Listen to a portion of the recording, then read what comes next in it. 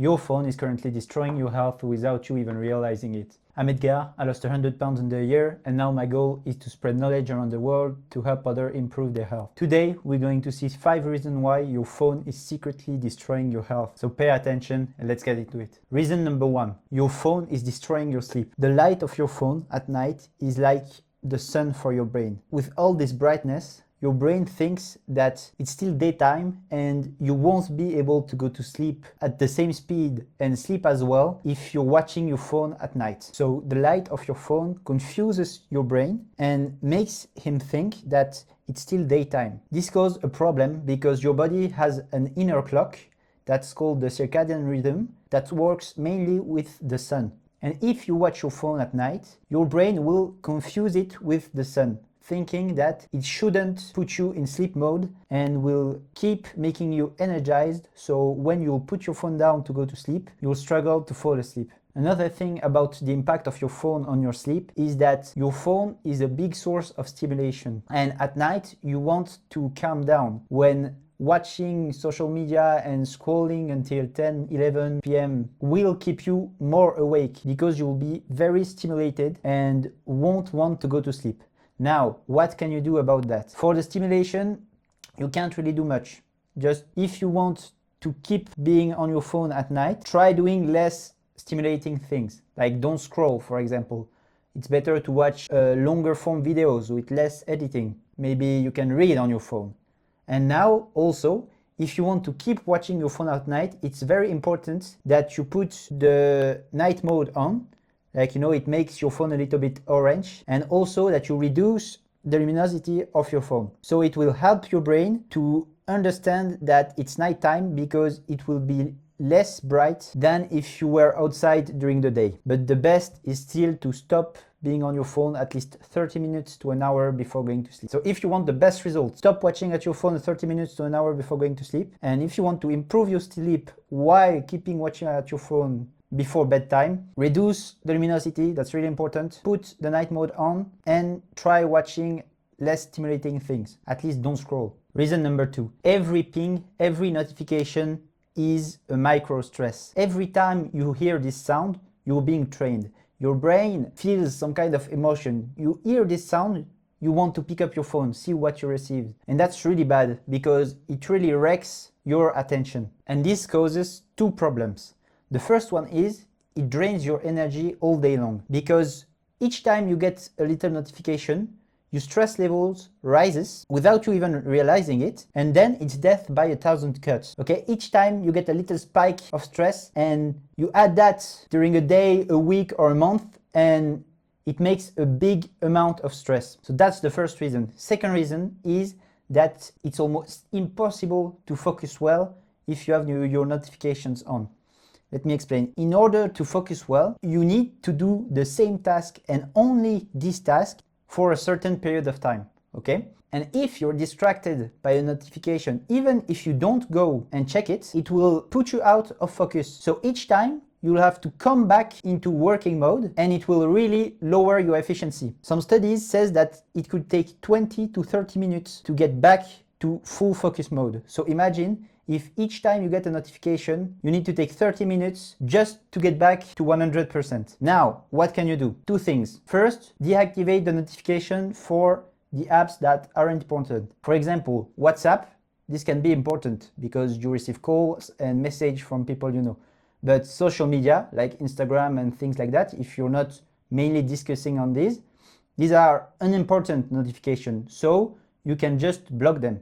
And the most important tip here for focus is if you decide that you need to do something, like, I don't know, some homework or a project or anything you need to work on at 100%, put your phone in another room and deactivate notification.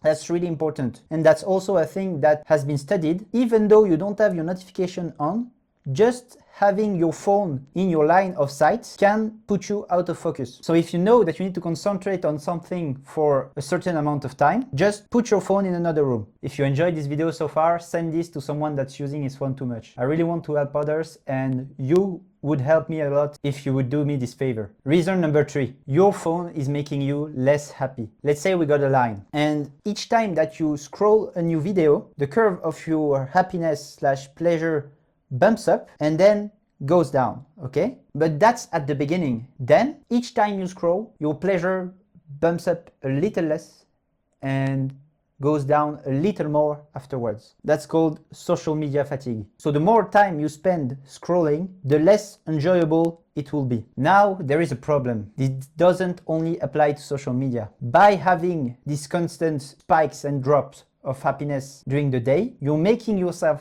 less and less sensible to being happy for other things that would happen to you daily. So maybe seeing a flower or having a discussion with someone. These things would make you happy in normal circumstances, but because you're scrolling so much and you're so used to all of this stimulation, your senses are dulled.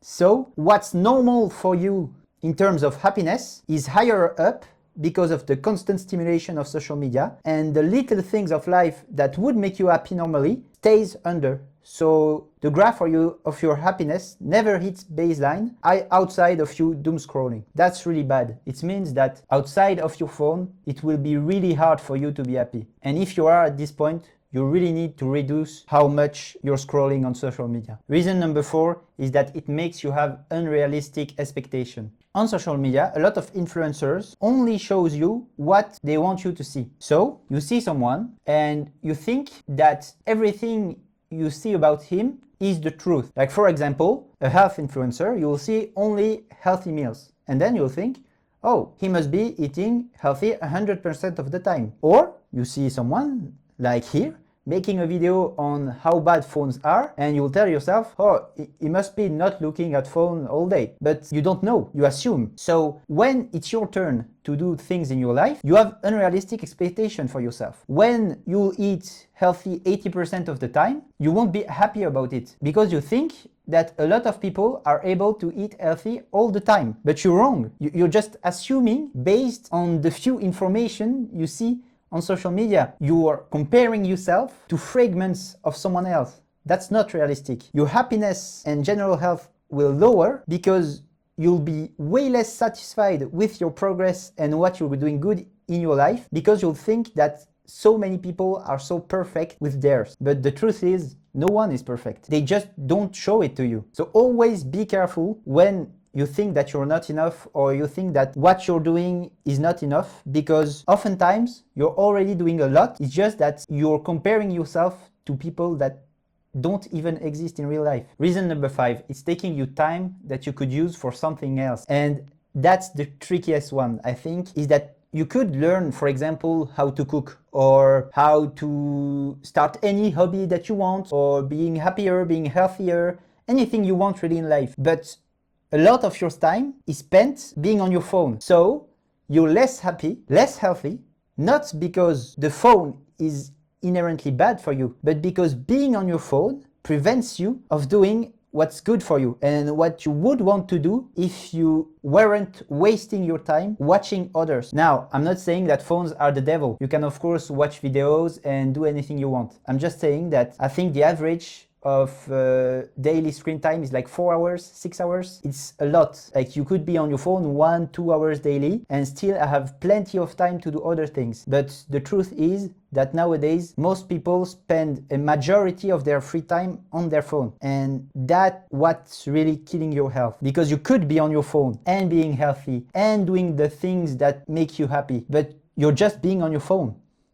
All the time that you have outside of, I don't know, your work, school, or anything, you could split it between enjoying being on your phone, doing good habits, but you're just being on your phone. That's what's really killing your health. So in summary, the 5 reasons why your phone is killing your health are: it destroys your sleep, it hijacks your attention, raises your stress level, and prevents you from focusing for a long period of time. It makes it harder for you to be happy because you're so stimulated that normal things that would make you happy in real life don't make you happy anymore. It makes you have unrealistic expectation by comparing to others that don't even exist. And lastly, it takes up so much of your time that you don't have any left to do what really makes you happy and healthy habits. To finish, I'm not saying that you should completely stop watching at your phone. That's not realistic.